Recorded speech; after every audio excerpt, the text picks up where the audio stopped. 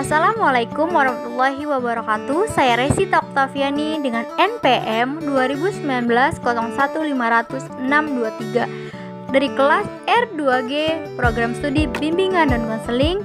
Di sini saya akan mempresentasikan tentang kualifikasi dan kompetensi konselor sebagai pendidik. Menurut Permendiknas nomor 27 tahun 2008 ada beberapa pasal yang menjelaskan, diantaranya adalah Pasal 1. Untuk dapat diangkat sebagai konselor, wajib memenuhi standar kualifikasi akademik dan kompetensi konselor secara nasional. Pasal 2. Penyelenggaraan pendidikan yang satuan pendidikannya mempekerjakan konselor wajib menerapkan standar kualifikasi akademik dan kompetensi konselor sebagaimana yang diatur pada Peraturan Menteri yang paling lambat 5 tahun setelah Peraturan Menteri ini berlaku. Pasal 3. Peraturan materi ini mulai berlaku pada tanggal diterapkan, yaitu 11 Juni 2008. Kualifikasi dan kompetensi akademik konselor dalam Permendiknas nomor 27 tahun 2008, keberadaan konselor dalam sistem pendidikan nasional dinyatakan sebagai salah satu kualifikasi pendidik, sejajar dengan kualifikasi guru, dosen, pamong belajar, tutor, dan fasilitator yang diatur oleh Undang-Undang Nomor 20 Tahun 2003 Pasal 1 Ayat 6. Masing-masing kualifikasi pendidik, termasuk konselor, memiliki keunikan, konteks tugas, dan ekspektasi kinerja konselor. Ekspektasi kinerja konselor dalam menyelenggarakan pelayanan ahli bimbingan dan konseling senantiasa digerakkan oleh sikap empatik dan menghormati keragaman, serta mengutamakan kepentingan konseling. Kompetensi akademik merupakan landasan ilmiah dari kiat pelaksanaan pelayanan profesi bimbingan dan konseling. Kompetensi layanan bagi pengembangan kompetensi profesional yaitu 1. Memahami secara mendalam konseling yang dilayani, 2. Menguasai landasan, 3. Mengembangkan pribadi dan profesionalitas konselor secara berkelanjutan.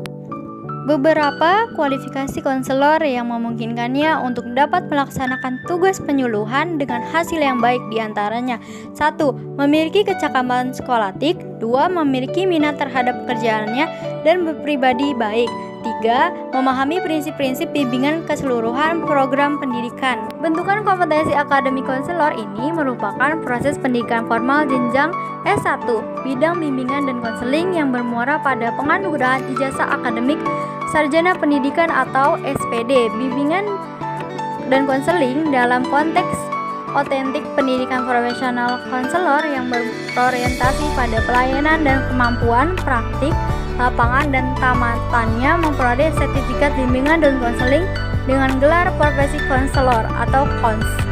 Di slide selanjutnya ada kompetensi konselor dibagi menjadi beberapa bagian, yaitu A. Kompetensi pedagogik. 1. Menguasai teori dan praksis pendidikan.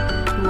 Mengaplikasikan perkembangan fisiologis dan psikologis saat berperilaku konseling. 3. Menguasai esensi pelayanan bimbingan dan konseling dalam jalur, jenis, dan jenjang sesuai pendidikan. Yang B. Ada kompetensi kepribadian. 1. Beriman dan bertakwa kepada Tuhan Yang Maha Esa. 2. Menghargai dan menjunjung tinggi nilai-nilai kemanusiaan, individualitas, dan kebebasan memilih. 3. Menjunjung integritas, stabilitas, kepribadian yang kuat. C. Kompetensi sosial. 1. Mengimplementasikan kolaborasi item di tempat kerja. 2. Berperan dalam organisasi dan kegiatan profesi bimbingan dan konseling. 3. Mengimplementasikan kolaborasi antar profesi. D. Ada kompetensi profesional. 1. Menguasai konsep dan praksis asesmen untuk memahami kondisi, kebutuhan, dan masalah konseling.